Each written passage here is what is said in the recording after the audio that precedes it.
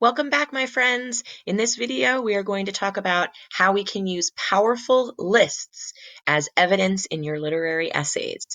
But first, let's recap and revisit all the work that we have done so far to prepare our literary essays.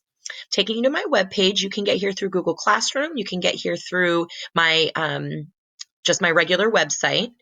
And there's some information on the front here. There are some links that you might want, but we're going to go up to developing ideas and just review how we have done a whole bunch of journaling about this book.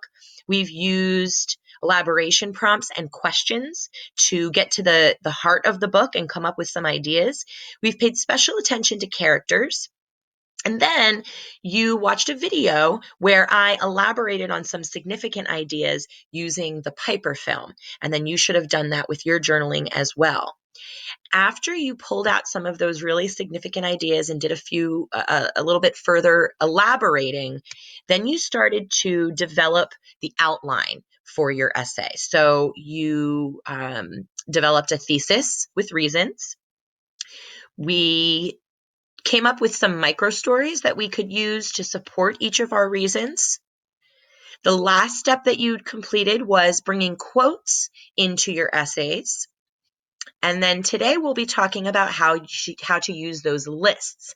The exciting news is this is the last step before we're ready to just take all of this evidence you've collected, your stories, your quotes, your list that you'll complete today, and then all we have to do is just put them together to draft our essay. So we are in the home stretch. Your essays are coming together.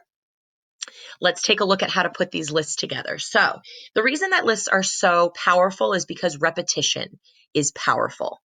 There are a couple videos or songs that really show this. We will watch these in class if we haven't already. But if you haven't seen either of these yet, you may choose one to watch now with headphones, not both. One. You can watch the other one at home. You can get to them by going to the slide. So you can't click here on the video. I apologize. You'll have to open up your playlist, click the link to the original slideshow, and then you can play one of these videos. So one is Charlie Brown, and in one of his films, he has a song called Happiness Is, and they repeat that happiness is over and over again. And then I love this movie, The Sound of Music. This is one of my favorite songs. The characters in the film sing a song about all of their favorite things, and they repeat several of all of their different things, and the repetition is really powerful. Now, once you've seen one of those videos, I want you to think about why that repetition is so powerful. What makes a list effective? Well, in both of those examples, there are repeated words. There are teeny tiny details, okay? So Charlie Brown says happiness is a warm blanket. Not happiness is joy, or happiness is positive, or happiness is sunshine. It's a very teeny tiny specific example. Happiness is a warm blanket. And it's a powerful example. Everybody knows what that feels like to be wrapped up in a warm blanket. So it means something. When you put your lists together, you need to make sure that sound good, okay, because it needs to be pleasing to the ear, okay? Nobody wants to listen to music that doesn't sound good. Same thing for your essay. It should sound good. And it should mean something. All the items in your list should mean something. So let's take a look at how another fourth grade student did this. She was reading this a book called, what is it called? Gloria Will Be My Best Friend. I forget. What is it called? It is called Gloria, Who Might Be My Best Friend. Where's the thing? Okay, Gloria, Who Might Be My Best Friend. And I have a video that I can link to this too. And so one of the students' reasons was that Julian and Gloria are going to be best friends because they spend a lot of time together and they do things together, okay? She just did some free writing here, some expanding on that thought, and she pulled out something that she thinks would make a good list stem, that Julian listens to what Gloria tells him, okay? So what she did then is she took just that tiny little part. Look again. Julian listened to what Gloria tells him. She thought that would make a good stem. She made a list all about how Julian listened to Gloria and in different ways. Okay. Now, she didn't just try a list and then said, oh, all right, guess I'm done, going on to the next reason. She tried a few different lists for this reason. Okay. So she here has some of the same examples and some of the same words, but she just mixed them up a little bit. So instead of Julian listens to Gloria when she tells him to leave the bird's nest alone, hear how she switches it up a little bit. When Gloria wants to leave the bird's nest alone, Julian listens.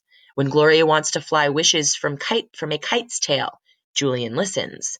When Gloria tells Julian how to make the kite fly, Julian listens. I love the way that sounds. When it sounds good, it just makes your reader more interested. Here's another list this same student did. This time she used commas instead of repeating the sentence stem. So this is a list of all the things that those characters do together. Gloria and Julian peek at the bird's nest together, get red Kool-Aid mustaches together, and wish to be best friends together. So this time she just repeated the word together to show her point. And then I believe this is the list that this student actually decided to stick with. Gloria seems to be happy to be seeing a bird's nest with Julian. Gloria seems happy to have Kool-Aid mustaches. So she uses that phrase again with the same examples. That's the one that she thought sounded best and was most powerful. Now, here are the steps that we might use to come up with some of those lists. First, you need to decide on what the message is that you really want to say. That's probably your reason, okay? And then collect some tiny specific examples that provide evidence for that reason. You probably already have a few ideas from collecting your stories and your quotes. And you're so familiar with your book right now, you should be able to just rattle those off real quickly. Then start writing. Do a little free writing. See what comes out. Write a whole sentence or two about that one example that you want to use and see what parts of it would make a good list. Then collect other tiny examples that you could pile onto that list to expand it. Let's try together with Fox. So here's my reason. Dog is a good friend because he doesn't give up on his friends. I'm going to ask you to pause here and think, what are some examples that show this? Rattle off real quick in the book Fox, where are some places where dog doesn't give up?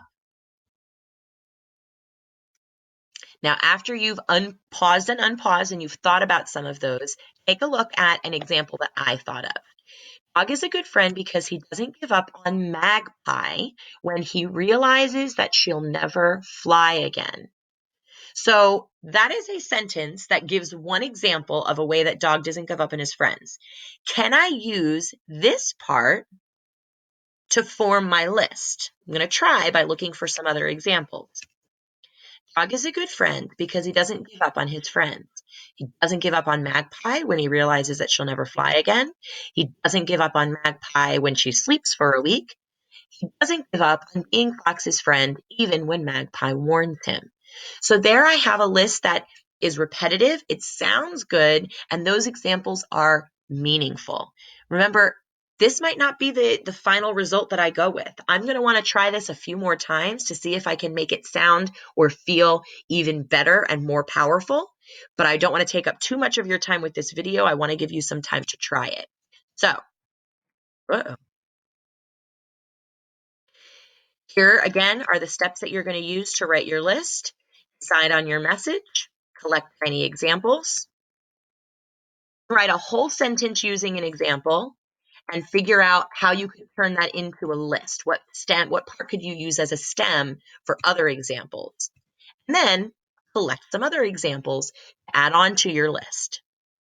Don't forget, this is just one way that you're supporting your thesis.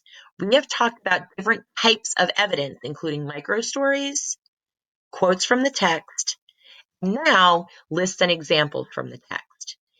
After you've collected a few of these for your reasons, you're ready to start putting it together. Good luck, have fun, work hard.